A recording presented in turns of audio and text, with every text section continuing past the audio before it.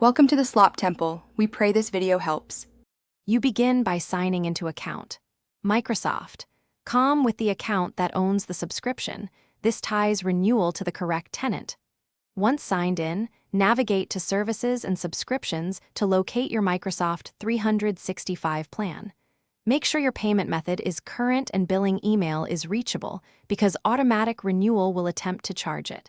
If you're on a work account, check with your admin before changing tenant-level settings so you don't break access. Next, click Renew or Manage to open plan options and choose billing frequency.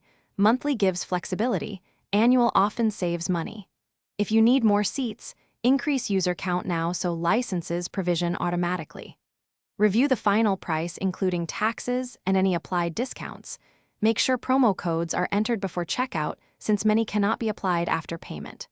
Once comfortable with choices, proceed to payment entry and confirm the purchase to trigger license updates. After confirmation, look for an emailed receipt and verify the new expiry date under Services and Subscriptions so you know renewal succeeded. Make sure users restart Office apps to refresh licenses. For admins, check the Microsoft 365 Admin Center for seat assignments. If payment fails, retry with a different card or remove and re-add the payment method because banks sometimes block recurring charges. If problems persist, contact Microsoft support with your order number to resolve.